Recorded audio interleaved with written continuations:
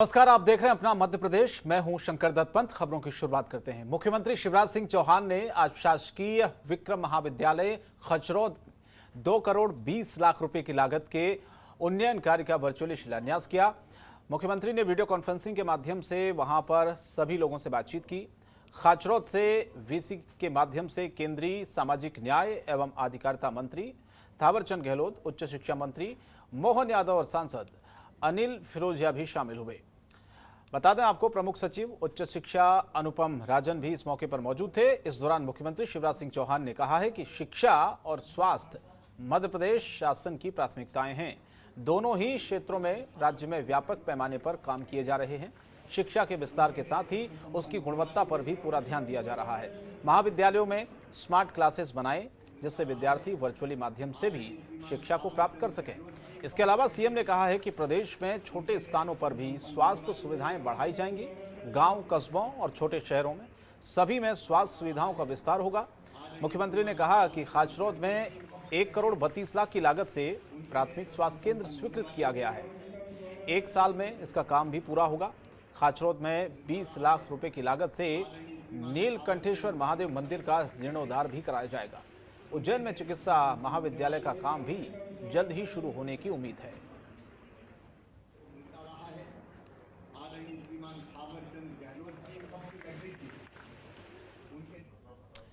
मुख्यमंत्री शिवराज सिंह चौहान आज सागर जिले के बीना में बोलोर के निकट नवनिर्मित 200 ऑक्सीजन बेड्स के अस्थायी कोविड अस्पताल का शुभारंभ करने के लिए पहुंचे थे। इस मौके पर केंद्रीय पेट्रोलियम और प्राकृतिक गैस मंत्री धर्मेंद्र प्रधान भी मौजूद थे। मुख्यमंत्री सीहोर जिले के बुधनी में भी ऑक्सीजन युक्त 300 बेड के कोविड केयर सेंटर का शुभारंभ करने पहुंचे। कोरोना की तीसरी संभावित लहर का सामना करने के लिए की जा रही तैयारियों में यह हॉस्पिटल बहुत अहम रोल होगा।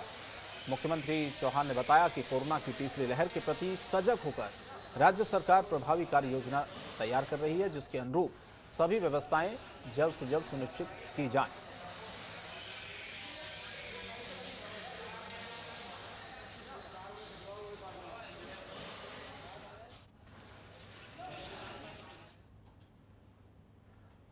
मध्य प्रदेश में कोरोना के हालात दिन प्रतिदिन बेहतर होते जा रहे हैं, लेकिन प्रदेश में लगातार वैक्सीन की कमी बनी हुई है। प्रदेश में वैक्सीनेशन को बढ़ावा देने की क्या कुछ तैयारियां हैं, इसी को लेकर हमारी संवाददाता दीपा श्रीवास्तव ने स्वास्थ्य मंत्री प्रभुराम चौधरी से खास बातचीत की है। सुनिए। कोरोना अब मध्य प्रदेश में कंट्रोल की स्थिति में धीरे धीरे आप देख रहे हो कि आज 12-13 ज़िले ऐसे हैं जहां पर 0 केस आज निकले हैं और 331 के आसपास आज पॉजिटिव आए हैं। हमारी रिकवरी का भी परसेंटेज आप देख रहे हैं 98% से अधिक है और पॉजिटिविटी रेट भी 0.43 अभी बचा है और जनजीवन सामान्य हो रहा है। लेकिन सभी लोगों को सावधानी बरतना है, इससे बेफिक्री से नहीं बैठना कि कोरोना पूरी तरह चला गया है। सबको अपनी सावधानी बरतना है। और कांग्रेस के सीनियर नेता और मध्य प्रदेश के पूर्व मुख्यमंत्री दिग्विजय सिंह का क्लब हाउस चैट का एक ऑडियो वायरल हुआ है। कथित तौर पर इसमें दिग्विजय सिंह इस ऑडियो में कहते हुए सुने जा रहे हैं कि अगर कांग्रेस सत्ता में आई तो हम धारा 370 फिर से विचार करेंगे और इसे लागू करेंगे। वायरल ऑडियो में कांग्रेस महासचिव दिग्विजय सिंह कथित तौर पर यह कहते हुए सुने जा सकते हैं, जब उन्होंने कश्मीर से आर्टिकल 370 हटाया तो वहां लोकतंत्र नहीं था, वहां इंसानियत भी नहीं थी, क्योंकि सभी को जेलों में बंद कर दिया गया था। कश्मीरियत वहां के सेकुलरिज्म का अंग है, क्योंकि मुस्लिम बाहुल राज्य का राजा हिंदू था और दोनों साथ मिलकर काम किया करते थे।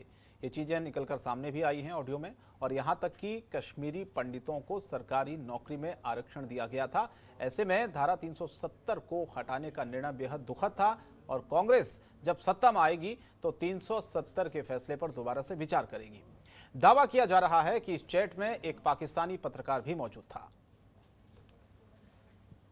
Democracy was not there in Kashmir when they revoked Article 370.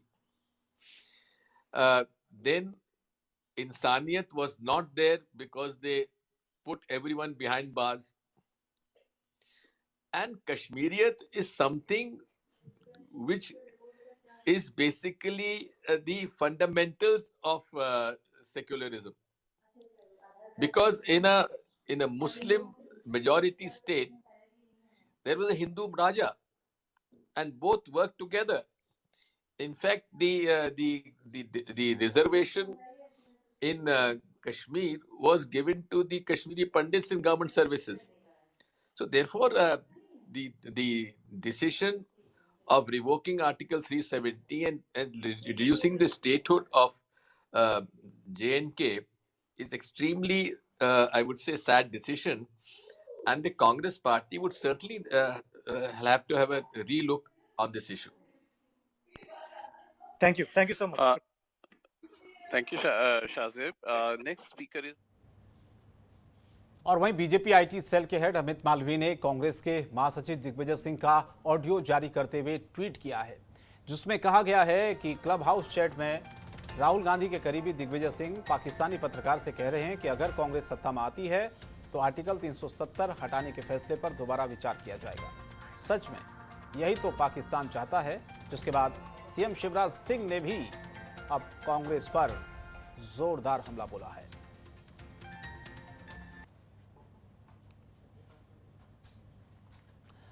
तो दिग्विजय सिंह का ये ऑडियो जब वायरल हुआ, मध्य प्रदेश की सियासत में हलचल तेज है, क्योंकि अब लगातार इस पर प्रतिक्रियाएं भी सामने आने लगी है।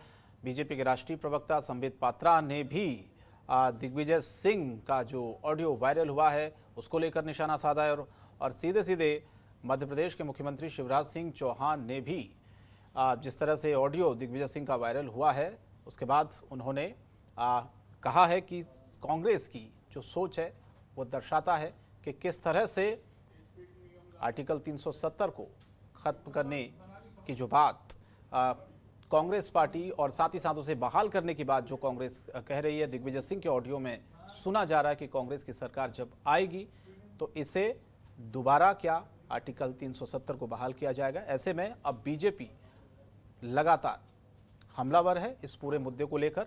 खासतौर पर मध्य प्रदेश के तमाम नेता, भारतीय जनता पार्टी के मंत्री दिग्विजय सिंह पर हमलावर हो गए हैं। कांग्रेस के नेता दिग्विजय कहते हैं कि धारा 370 हटाने पर पुनर्विचार किया जाएगा। क्या पुनर्विचार करेगी कांग्रेस? क्या फिर से धारा 370 थोप के अलगाववाद को हवा देगी, आतंकवाद को प्रश्रय देगी? कांग्रेस का हाथ पाकिस्तान के साथ। ये कांग्रेस की पाकिस्तानी मानसिकता है, जो पाकिस्तान कहता है वही कांग्रेस कहती है।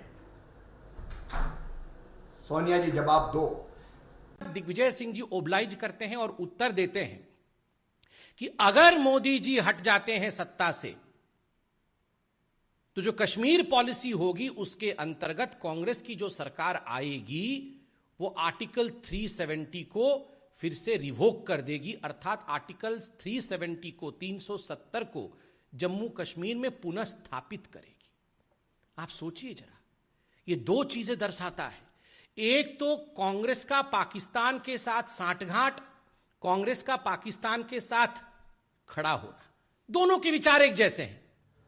बढ़ते आगे कुछ और खबरें आपको दिखाते हैं। बीजेपी प्रदेश अध्यक्ष बीडी शर्मा आज विधानसभा अध्यक्ष गिरीश गौतम के निवास पर पहुंचे, जहां पर उन्होंने गिरीश गौतम से मुलाकात की।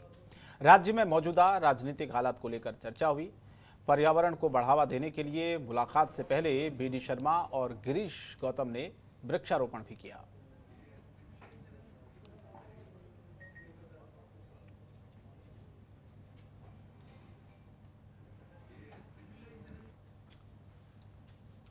और कोरोना की दूसरी लहर की भयावहता गुजर जाने के बाद भी धीमी होती रफ्तार के बीच अब भी बुंदेलखंड के ग्रामीण इलाकों में लोगों में कोरोना सैंपलिंग और वैक्सीनेशन को लेकर भ्रांतियां हैं, जिस वजह से लोग अब भी वैक्सीनेशन कराने में परहेज कर रहे हैं, डर रहे हैं। निवाड़ी जिले के स्वास्थ्य विकास खंड अधिकारी की माने तो गांव में एक तबका तो सैंपलिंग करा रहा है, लेकिन कुछ लोग इसके विरोध में हैं और उनका विरोध इतना ज्यादा है कि वो स्वास्थ्य टीम पर हमला करते हैं, गाली गलौज करते हैं और उन्हें मारने पर उतारू हो जाते हैं। पुलिस टीम की मदद से बगैर स्वास्थ्य विभाग का गांव में जाना असंभव सा है। लगातार सैंपलिंग के लिए पुलिस सुरक्षा की मांग कर रही है ताकि कोरोना की आने वाली तीसरी लहर को रोका जा सके। टीकाकरण को लेकर भी जिले का कुछ इसी तरह का हाल है। निवाड़ी और टीकमगढ़ जिले के टीकाकरण अधिकारी की माने तो ग्रामीण इलाकों में कुछ लोगों ने कोरोना का पहला टीका तो लगवा लिया है, लेकिन दूसरे टीके के लिए वो सेंटर्स पर नहीं आ रहे हैं। अभी हमारी कई भी टीमें जो है इस बारे में भी निरंतर प्रयास कर रही है कि लोगों को कैसे भी जो उनके मन में भ्रांतियां उनको दूर किया जाए। कई तरह के ऑप्शंस उनको दिए जाते हैं, कई तरह के उनको उदाहरण भी दिए जाते हैं कि भाई ऐसे ऐसे देखिए हम लोगों को लगा है, फिर भी आप जो है ना इसमें आगे आए और सेकेंड डोज के बारे में टीके को लेते हुए अपने आप को पूर्ण सुरक्षित करें। हमारे क्षेत्र में जहाँ जहाँ भी हम सैंपल करते हैं तो बहुत सारे लोग तो स्वेच्छा से करवा लेते हैं, परंतु कुछ लोग लड़ाई झगड़ा करते हैं, बुरा बुरा बोलते हैं। इसलिए पुलिस की मदद ली जाती है ताकि कोई अनहोनी घटना ना घटे और जनता की रैंडम सैंपलिंग होती रहे और सैंपलिंग के बाद रिजल्ट आने पर उनका अच्छा उपचार हो सके। अतः हम लोग पुलिस की सुरक्षा की बराबर मांग करते हैं और हमें सुरक्षा मिलती है, जिससे हमारे सैंपल बराबर। और भिंड आरटीओ चेकपोस्ट पर भ्रष्टाचार के मामले सामने आए हैं, जिस पर भिंड परिवहन चेकपोस्ट प्रभारी विमल गुप्ता के खिलाफ कार्रवाई करने को लेकर मांग तेज हो गई है। शिकायतकर्ताओं ने आरोप लगाए थे कि सस्पेंड आरक्षकों के भरोसे भिंड के आरटीओ चेकपोस्ट चल रहे हैं, जिसके वीडियो और फोटो सोशल मीडिया पर वायरल हुए हैं। शिकायतकर्ता ने 4 सस्पेंड कांस्टेबल्स के नाम भी उजागर किए हैं, जिनमें से मुकेश मौर्य परिवहन आरक्षक, गुलाजी गुजर परिवहन आरक्षक जो कि सीबीआई जांच के घेरे में हैं, वहीं मानवेंद्र जादौन और भूपेंद्र तोमर ये दोनों कांस्टेबल सस्पेंड होने के बावजूद भी भिंड आरटीओ चेकपोस्ट पर ड्यूटी कर रहे थे।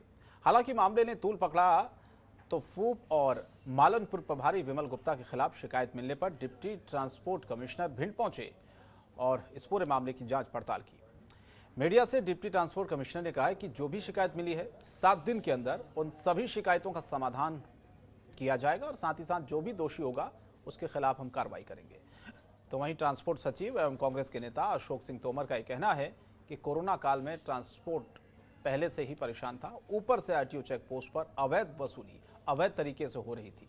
साथ ही उन्होंने मांग करते हुए कहा है कि जो भी दोषी है, चाहे वो प्रभारी हो या फिर स्टाफ का कोई भी व्यक्ति हो, उसके खिलाफ कार्रवाई होगी। जनप्रतिनिधि होने के नाते मैंने इस बात को लेकर प्रश्न उठाया था कि जो हमारे लोगों से शिकायत आ रही थी, जैसे जो आरक्षक बैठे हुए हैं, निलंबित आरक्षक हैं, सजा याफ्ता आरक्षक हैं, उनको नहीं रखना है। और ऐसी परिस्थिति में जब आदमी की ट्रांसपोर्टरों की किस्तें नहीं भर पा रही हैं, तो हमारा फर्ज बनता है कि उनको अवैध वसूली जो वहाँ होती है उससे दूर रखा जाए।